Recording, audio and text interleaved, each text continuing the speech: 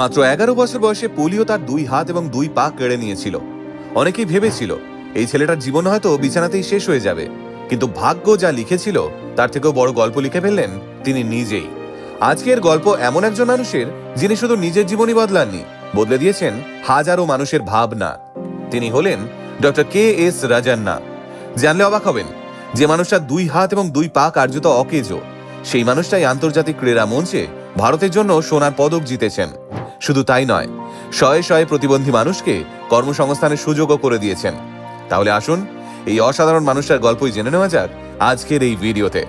1959 সালের 6 ডিসেম্বর কর্ণাটকের মান্ডিয়া জেলার একটা ছোট্ট গ্রামে জন্ম হয় রাজান্নার। ছোটবেলায় আর 5টা শিশুর মতোই একটা সুন্দর স্বাভাবিক জীবন ছিল তার, কিন্তু মাত্র 11 বছর বয়সে পোলিও তার জীবনটাকে পুরোপুরি বদলে দেয়। ধীরে ধীরে তার 2 হাত এবং 2 পা একেবারে অকেজো হয়ে যায়।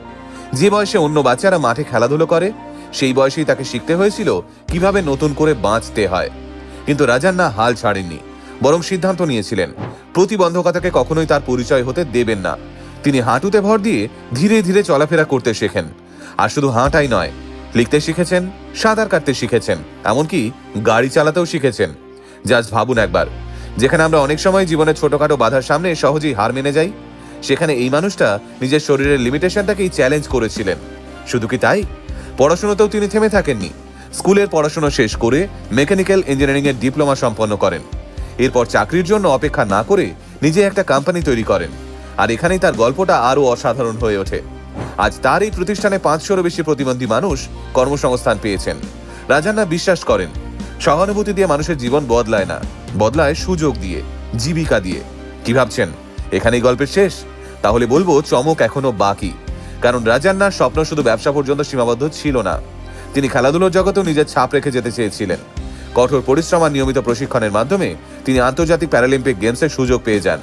শুধু সুযোগই পাননি, 2002 সালে ডিসকাস থ্রোর প্রতিযোগিতায় সোনার পদকও জেতেন। পাশাপাশি সাঁতারেও জিতে নিয়েছিলেন রূপোর পদক। একবার ভেবে দেখুন, যার 2 হাত এবং 2 পা একেবারেই কাজ করে না, তিনি সাঁতারে আন্তর্জাতিক স্তরে পদক জিতেছেন। এরপর সালটা 2013, কর্ণাটক সরকার তাকে রাজ্যের প্রথম প্রতিবন্ধী স্টেট কমিশনার হিসেবে নিয়োগ করে। এই দায়িত্ব তাকে আরো শক্তি যোগায় প্রতিবন্ধী মানুষের অধিকার, শিক্ষা এবং কর্মসংস্থানের জন্য কাজ করার। তার এই নিরলস কাজের জন্য 2024 সালে ভারত সরকার তাকে পদ্মশ্রী সম্মানে ভূষিত করেছে। সেই বছরই ভারতের রাষ্ট্রপতি দ্রৌপদী মুর্মুর হাত থেকে এই সম্মান গ্রহণ করেন ডক্টর রাজান্না। আর সেই দিন পুরস্কার গ্রহণের পর যখন একজন সৈনিক তাকে সাহায্য করার জন্য এগিয়ে আসেন, তখন রাজান্না বিনয়ের সঙ্গেই সেই সাহায্য ফিরিয়ে দেন। তারপর নিজের হাঁটুতে ভর দিয়েই ধীরে ধীরে একাই মঞ্চ থেকে নেমে আসেন। সেই দৃশ্য দেখে গোটা দেশ আবেগে ভেসে গিয়েছিল। কারণ ডক্টর রাজান্নার বার্তাটা খুবই পরিষ্কার, আমাদের করুণা নয় সুযোগ দিন, সহানুভূতি নয় অধিকার দিন।